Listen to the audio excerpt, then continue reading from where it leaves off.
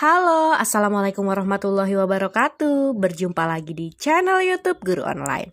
Baik, kali ini kita akan bersama-sama membahas dan melihat contoh soal studi kasus beserta jawabannya pada UPPPG, piloting atau guru tertentu ini ya. Jadi soalnya Anda sebagai seorang guru pasti pernah memahami permasalahan dalam pembelajaran dan kita disuruh menuliskan pengalaman real atau pengalaman nyata dan maksimal 500 kata. Jadi selain kita harus dapat menyampaikan permasalahan yang terjadi dan upaya apa kita untuk menyelesaikannya, lalu hasil dari upaya yang kita lakukan dan juga pengalaman berharga yang kita dapat, itu harus bisa kita sajikan secara runtut gitu ya, secara padu ya, nyambung dari awal sampai akhir hingga mendapatkan hasil dan juga pengalaman berharga yang dapat kita bagikan terhadap orang lain seperti itu. Dan ini dibatasi 500 kata. Jadi bagaimana kita mengolah dengan 500 kata ini tapi kita bisa menjawab semuanya secara keseluruhan dan nyambung seperti itu ya. Dan juga dengan menampilkan permasalahan nyata dan real gitu. Tidak secara umum atau hal-hal umum gitu. Jadi kita jelaskan secara rinci di mana, kapan, dan bagaimana upaya kita, berapa lama, itu harus jelas di dalamnya jika kita menginginkan nilai maksimal di dalam menjawab soal studi kasus di UPPPG ini. Nah, baik, ini ada contoh jawaban dari soal studi kasus di UPPPG agar mendapat nilai maksimal. Jadi ini contohnya adalah 480 kata ya, karena maksimal 500 kata dan ini contohnya hanya 480 kata. Jadi sudah memenuhi kriteria seperti itu. Baik, kita lihat ya di contoh soal nomor 1 ya. Jadi soalnya yang pertama, permasalahan apa yang pernah Anda hadapi? Seperti itu. Yang kedua, bagaimana upaya Anda untuk menyelesaikannya? Yang ketiga, apa hasil dari upaya Anda tersebut? Dan yang keempat, pengalaman berharga apa yang dapat Anda petik ketika menyelesaikan permasalahan tersebut? Nah, jadi ya pertanyaannya ada 4 ya. Ini sama pertanyaannya juga dengan yang di TO ya, tryout di PMM. Nah, jadi ini contoh jawabannya. Untuk soal yang pertama tadi, mari kita lihat secara saksama jawabannya ya. Pertanyaannya adalah, permasalahan apa yang pernah Anda hadapi? Maka jawabannya, bercerita pengalaman menjadi seorang guru, tentunya saya pernah menghadapi tantangan atau permasalahan dalam mengajar. Permasalahan paling menantang yang pernah saya hadapi adalah saat mengajar di kelas yang memiliki motivasi dan minat belajar yang kurang. Ada beberapa siswa yang tidak fokus memperhatikan materi yang diberikan, dan ada juga yang cenderung cepat bosan saat mengikuti pembelajaran. Hal ini menjadikan pembelajaran tidak dapat tersampaikan secara maksimal dan mengakibatkan materi tidak dapat dipahami dengan baik. Permasalahan ini terjadi di kelas 10B pada saat awal tahun ajaran 2023 lalu. Jika dilaksanakan penilaian formatif maupun penilaian sumatif di kelas tersebut, hanya 50-60% siswa yang mendapat nilai di atas kriteria ketuntasan minimal di pembelajaran bahasa Indonesia yang saya ampu. Tentunya kondisi seperti ini menjadi permasalahan yang serius untuk dicari solusi dan tindak lanjutnya. Nah, itu adalah jawaban dari soal nomor 1 ya. Jadi tidak hanya kita jelaskan secara umum bahwa kita sedang menghadapi masalah di kelas yang memiliki minat dan motivasi belajar, tetapi kekurangan minat dan motivasi belajar seperti apa gitu. Kan di sini nampak hasil penilaian formatif dan sumatif rendah seperti itu.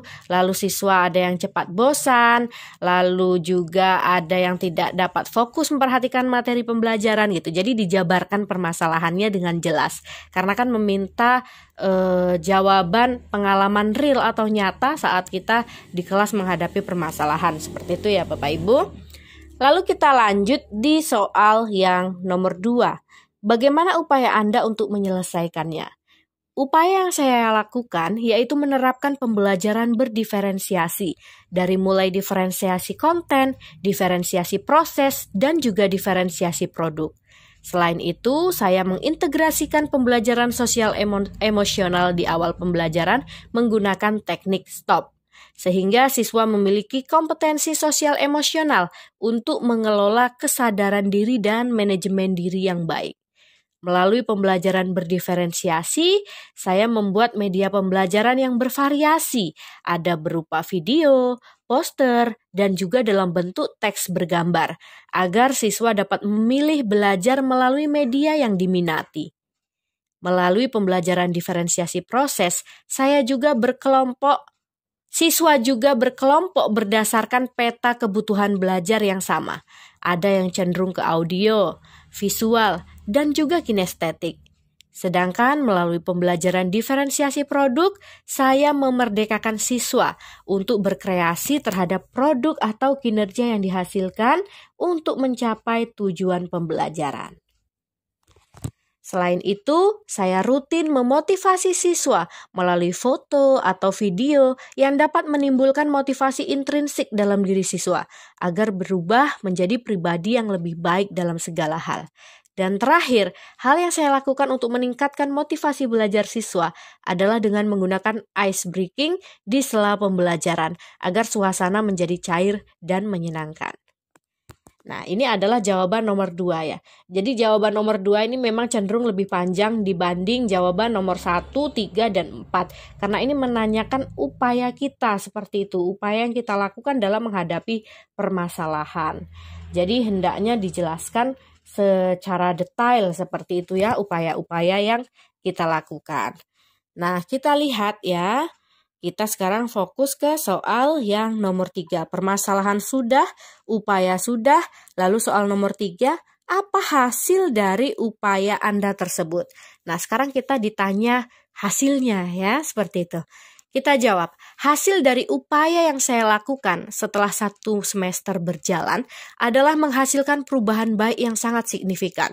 Contohnya, saat penilaian formatif dan sumatif berlangsung, sudah mencapai 80-85% siswa di kelas 10B yang berhasil mencapai kriteria ketuntasan minimal dari yang sebelumnya hanya 50-60% saja. Selain itu, saat pembelajaran berlangsung, anak sudah tampak aktif dan antusias terlibat dalam pembelajaran karena proses pembelajaran berdasarkan kebutuhan yang disenangi dan diminati siswa.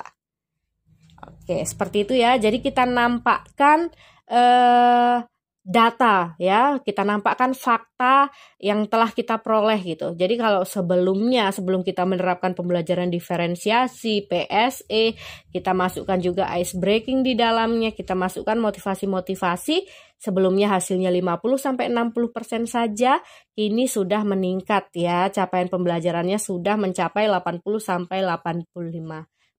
Jadi kita sampaikan fakta yang kita dapat seperti itu. Lalu kita fokus ke pertanyaan yang terakhir. Jadi harapannya pertanyaan nomor 1, 2, 3, 4 itu padu ya. Kohesi dan koherennya itu kita mainkan. Lalu yang keempat, pengalaman berharga apa yang bisa Anda petik ketika menyelesaikan permasalahan tersebut?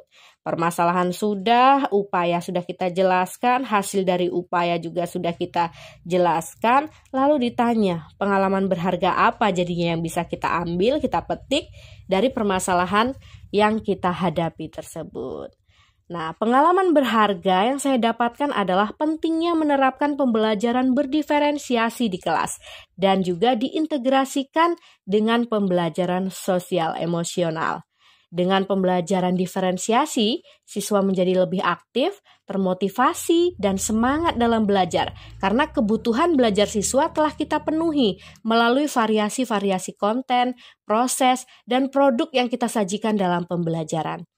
Peningkatan hasil belajar siswa yang akhirnya mampu saya wujudkan di pembelajaran bahasa Indonesia membuktikan bahwa siswa memiliki gaya belajar yang berbeda, dan apabila metode dan gaya belajar yang diinginkan siswa tersebut terpenuhi dengan tepat, maka hal ini akan benar-benar dapat meningkatkan motivasi dan hasil belajar siswa. Siswa juga menjadi memiliki kesadaran secara intrinsik untuk belajar dengan fokus dan bersungguh-sungguh setelah pembelajaran diintegrasikan dengan pembelajaran sosial emosional. Terima kasih. Nah, jadi ini adalah contoh jawaban soal studi kasus untuk UP ya, UP PPG, PPG Dalja, piloting 1. Nah, berharapnya di piloting 2 dan piloting 3 soalnya juga masih sama seperti ini. Jadi bisa kita mendapat banyak referensi permasalahan gitu kan. Kadang kalau kita tidak melihat referensi dari orang lain gitu, padahal kita pernah mengalaminya permasalahan yang sama gitu, tapi kadang tidak terfikirkan atau lupa seperti itu ya. Baik, ini tadi adalah contohnya dari jawaban soal studi kasus. Ini jumlahnya adalah 480 kata. Jadi sesuai dengan apa yang diminta karena tidak melebihi maksimal permintaan 500 kata. Semoga bermanfaat, sukses selalu, dilancarkan urusannya untuk sampai mendapat gelar GR dan juga sertifikat pendidik. Terima kasih. Wassalamualaikum warahmatullahi wabarakatuh.